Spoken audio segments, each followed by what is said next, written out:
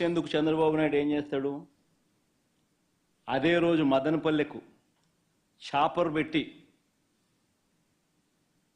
మదనపల్లిలో ఫైల్స్ కాలిపోయాయి అంటే అదే పనిగా పంపిస్తాడు, అక్కడి నుంచి టాపిక్ డైవర్ట్ చేసేందుకు. రాష్ట్ర వ్యాప్తంగా కూడా రెసిడెన్షియల్ స్కూల్స్లో కానీ, IIITలో కానీ, హాస్టల్లో కానీ, కాలేజీల్లో ఫుడ్ పాయిజన్ జరిగి, ఈవెన్ గోరుముద్ద కార్యక్రమంలో కూడా ఫుడ్ పాయిజనింగ్ జరిగి పిల్లలందరూ కూడా అన్యాయమైన పరిస్థితిలో ఫుడ్ బాగా లేదు అని చెప్పి కనిపిస్తూ ఉన్న పరిస్థితుల్లో డైవర్షన్ పాలిటిక్స్ ఏమంటాడు? చంద్రబాబు ప్రమాణ స్వీకారానికి 30 ఏళ్ళంటూ సెలబ్రేషన్స్తో డైవర్షన్ అంటాడు.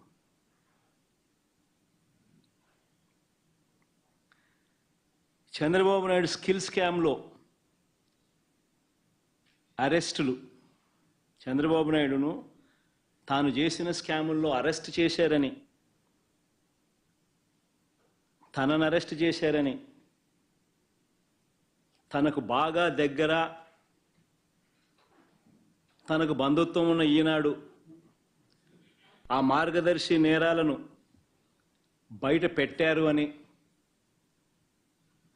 ఆ ఐఏఎస్లు, ఆ ఐపీఎస్లు అధికారులను వేధిస్తూ ఉన్న పరిస్థితులు, ఆ వేధింపులకు తాను పాల్పడతా ఉన్నాడు అని చెప్పి సర్వత్రా విమర్శలు వస్తూ ఉంటే దాన్ని డైవర్ట్ చేయడానికి కోసం అని చెప్పి మళ్ళీ ముంబై నుంచి ఒక సైడ్ ఆర్టిస్ట్ సినీ నటిని అడ్డు పెట్టుకుని ఒక స్టోరీ, ఆయన పేరేం పేరు, జత్వానినా ఏదో పేరు కాదా, ఆయన పేరుతో మాదొక డైవర్షన్ స్టోరీ. విజయవాడలో మనమంతా కూడా చూసాం ఏ రకంగా అలర్ట్. వెడ్నెస్డే బుధవారం రోజు అలర్ట్ వస్తే శుక్రవారం సాయంత్రం నుంచి ముమ్మరంగా వర్షాలు పడతాయని అలర్ట్ వస్తే బుధవారము, గురువారము, శుక్రవారం మధ్యాహ్నం దాకా నీకు టైం ఉన్నా కూడా చంద్రబాబు నాయుడు గారు అనే వ్యక్తి తాను రివ్యూ తీసుకోకపోవడం వల్ల ఇరిగేషన్ సెక్రటరీ కానీ, రెవెన్యూ సెక్రటరీ కానీ, హోమ్ సెక్రటరీ కానీ వీళ్ళందరి ఆధ్వర్యంలో చీఫ్ సెక్రటరీతో ఒక రివ్యూ తీసుకుని వాళ్ళకు బాధ్యతలు అప్పచెప్పుంటే 60 మంది చనిపోయే ప్రమాదం ఉండేది కాదు అని తెలిసి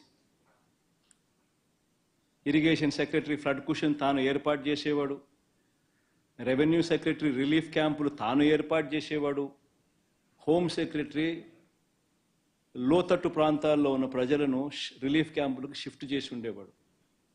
ఇవేవి కూడా చంద్రబాబు నాయుడు చేయకపోవడం వల్ల విజయవాడలో ఏ రకంగా, విజయవాడనే కాదు ఏలేరు కూడా అదే రకంగానే మిస్మేనేజ్మెంట్, మ్యాన్ మేడ్ ఫ్లడ్స్ ఏ రకంగా క్రియేట్ చేసి ఏ రకంగా చంద్రబాబు నాయుడు అన్ని రకాలుగా ఫెయిల్ అయిపోయిన పరిస్థితి కనిపించిన నేపథ్యంలో దాన్ని డైవర్ట్ చేసేందుకు ఈ పెద్ద మనిషి చంద్రబాబు నాయుడు ప్రకాశం బ్యారేజీలో బోట్లంట, ఆ బోట్లతో బ్యారేజీని ధ్వంసం చేయడానికి ప్రయత్నించారంటూ ఇంకొక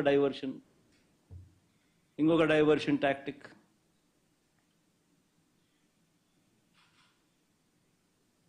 అసలు ఆ బోట్లన్నీ అక్కడ ఎందుకున్నాయి? ఆయన చేస్తూ ఉన్న ఇసుక మాఫియాలో భాగంగా ఆ బోట్లు ఆయన అక్కడ పెట్టుకున్నాడు. ఈ వాటర్ ఫ్లోకు బోట్లు కొట్టుకొని వచ్చాయి. మరి ఆయన 4 నెలల కాలంలో ఆయన పెట్టుకున్న బోట్లు కొట్టుకొని వచ్చి ఆ బోట్ల వల్ల ప్రకాశం బ్యారేజీ మునిగిపోతుందంట. అది ఇంకొక డైవర్షను.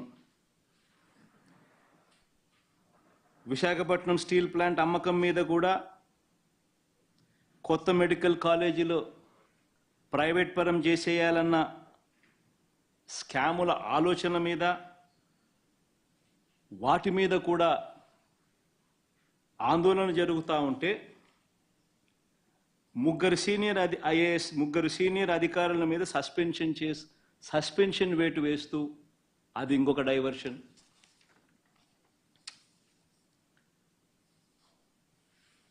చివరికి 100 రోజుల పాలన మీద,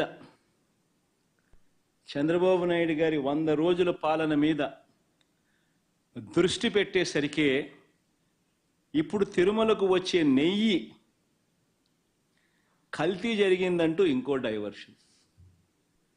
ఇది నిజంగా అన్నిటికన్నా ఇంకా ఆశ్చర్యం కలిగించే పెద్ద డైవర్షన్. ఎందుకనంటే చంద్రబాబు నాయుడు అనే వ్యక్తి ఎంత దుర్మార్గుడు, ఎంత అన్యాయస్తుడు అని అంటే, నిజంగా దేవుడిని కూడా రాజకీయాల కోసం వాడుకోగలగాలి అని ఆలోచన చేయగలిగిన వ్యక్తి ప్రపంచ చరిత్రలో ఎవడు ఉండడు. ఇంత అన్యాయస్తుడు ప్రపంచ చరిత్రలో ఎవడు ఉండడు. దేవుడు నీ రాజకీయాల కోసం ఉపయోగించుకోవాలి అని ఆలోచన చేయగలిగిన దుర్మార్గమైన మనస్తత్వం ఒక చంద్రబాబు నాయుడు గారికి మాత్రమే ఉంటాయి. నిజంగా ఇది ఎంత దారుణమైన డైవర్షన్ పాలిటిక్స్ అంటే, ఒకవైపున 100 రోజులు చంద్రబాబు నాయుడు గారి పరిపాలన మీద ప్రజలందరూ కూడా చంద్రబాబు నాయుడు మీద కోపం వెలుపుచుతూ ఉన్నారు. ఏమైనా మా సూపర్ 6లు, ఏమైనా మా సూపర్ 7లు అని చెప్పి ప్రజలు నిలదీస్తూ ఉన్నారు. ఇలాంటి నేపథ్యంలో ప్రజల మనసును డైవర్ట్ చేసేందుకు చంద్రబాబు నాయుడు చేస్తూ ఉన్న అతి దుర్మార్గమైన ఆలోచన ఈ కట్టుకథ. నిజంగా ఈ కట్టుకథ ఎంత దుర్మార్గము అనేది నేను మీ అందరికీ కూడా ఒక కొద్ది నిమిషాలు మీ టైంలో ఇస్తే నేను ఎక్స్ప్లెయిన్ చేస్తా. మీరే ఆలోచన చేయమని చెప్పి కూడా మిమ్మల్ని అందరినీ కూడా నేను కోరుతా ఉన్నా. ఇంత దుర్మార్గపు పని చేయగలుగుతారా ఎవరైనా? చేయడం ధర్మమేనా అని అందరూ ఆలోచన చేయమని అడుగుతా ఉన్నా. ఎందుకనంటే కారణం ఏమిటనంటే, ఈరోజు తిరుమలకు స్వామివారికి వచ్చే ఈ నెయ్యి, ఈ తిరుమలకు వచ్చే ఈ నెయ్యి చంద్రబాబు నాయుడు గారు అన్న మాటలు దీనికి సంబంధించి, ఈ నెయ్యిలో కల్తీ జరిగింది అంటూ తాను అన్న మాటలు నిజంగా ఎంత దారుణమైన మాటలు అంటే, నాశరికమైన ఇంగ్రీడియంట్స్ వాడారని, తిరుపతి లడ్డులో యానిమల్ ఫ్యాట్ గీక్ బదులు వాడినారని,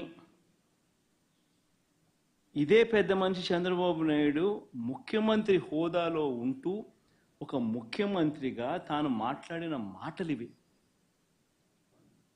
నిజంగా ఒక ముఖ్యమంత్రిగా ఉన్న వ్యక్తి ఈ మాదిరిగా అబద్ధాలు ఆడడం ధర్మమేనా?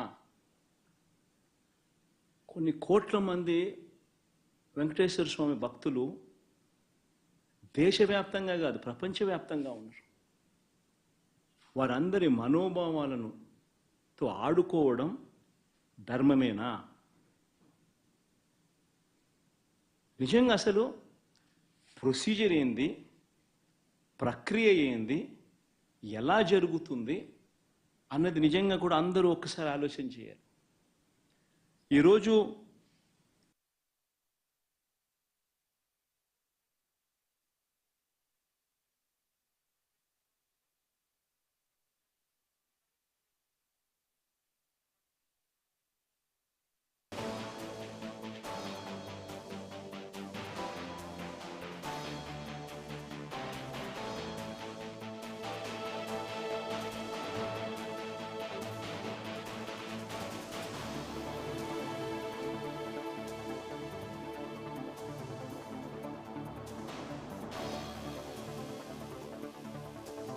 రొటీన్గా జరిగే కార్యక్రమం,